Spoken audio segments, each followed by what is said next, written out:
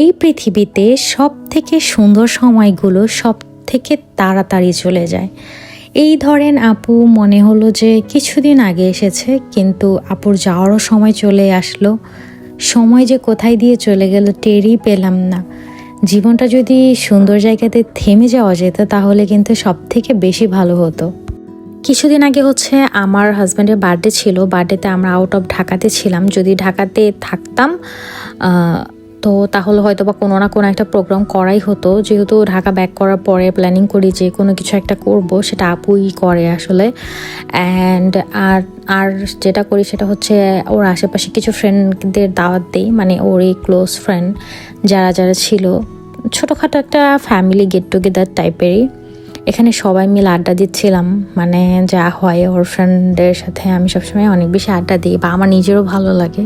আমার হাজব্যান্ড এমন একটা মানুষ, ওর বার্থডে নিয়ে কোনো ফ্যাসিনেশন নাই। ওর কাছে মনে হয় যে বার্থডে এমন একটা জিনিস, মানুষের জীবন থেকে একটা বছর কমে গেল, সো এটাতে সুখ মানে খুশি হওয়ার কি আছে, এটা সেলিব্রেট করার কি আছে। ওর চিন্তাধারা না একটু অন্যরকম।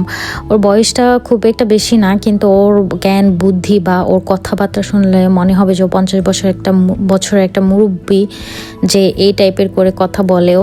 এখানে আপু অর্ডার দিয়েছিল খাসি পোলাও, তারপর খাসির রোস্ট যেটা, অ্যান্ড কাচ্চি ডালা, যেটা মানে 2টা ডালা অর্ডার করে। সব কিছু যেহেতু আপুই করেছে, আমি জাস্ট হোস্ট ছিলাম। বাসাতে যে কে কে আসছে বা গেস্টদের আপ্যায়ন, তারপর তাদের সাথে গল্প করা, কথা বলা। এই দিনটা যেহেতু আমার হাজব্যান্ডের, আমার কাছে কেন জানি মনে হলো ওকে নিয়ে কয়েকটা কথা বলি। আপনারা আপুকে কিন্তু সবসময় দেখেন সবার জন্য করতে, তো তারই তো ভাই, তো ও কিন্তু সবার জন্য অনেক করতে পছন্দ করে। সেটা আপু আম্মুই হোক, আমার ফ্যামিলি হোক, বা ওর ফ্রেন্ড সার্কেল হোক, সবাইকে খাওয়াতে বা দিতে পছন্দ করে। ওর জন্য কেউ করুক এটাও একদমই পছন্দ করে না। আর আল্লাহকে এই তৌফিক দিছে যে ও ওর বোনকে বা বাবা মাকে, আমাকে বা সবাইকে দিতে পারে। আমি চাই আল্লাহকে আরও তৌফিক দিক। আপনি যখন চিন্তা করবেন যে আমি অন্য কাউকে দিব, তখন আল্লাহ ওই রিজিকটা অটোমেটিক আপনাকে দিয়ে দিবে। সো আমার আর ওর মেন্টালিটি কি যে আমরা মানুষের থেকে চাই না মানুষ দিলেই যে আমি খুশি হয়ে যাব, ব্যাপারটা এরকম না। আমরা চাই মানুষের জন্য আমরা করি, আমাদের মানুষের জন্য করতে ভালো লাগে। ওরা আমার মেন্টালিটিটা এই টাইপের। বা কেউ আমার জন্য খরচ করুক, এটা করলেও কেন জানি আমার ভালো লাগে না। আমি চাই যে আমি যতটুকু পারবো মানুষকে দিব, বাট নিব কম। সেম ও এই টাইপের। ওর সাথে আমার এই জিনিসটা এত বেশি মিলে যায়। সব থেকে আরেকটা ব্যাপার আমার মুগ্ধ করে ওর একটা জিনিস, সেটা ও ছোটোবেলা থেকে টাকা ইনকাম করে, তারপর নিজের খরচ নিজে করে। আমি এমন ছিল পছন্দ করি না যে বাবার অনেক থাকবে, বাবার টাকা দিয়েই হাতে হাত গুটাই বসে থাকবে, কিছু করবে না, বা যতটুকু করবে চিন্তা থাকবে না মাথায় যে আমি কোনো কিছু করব। বাট এক্ষেত্রে আমার হাজব্যান্ড অনেক ডিফারেন্ট।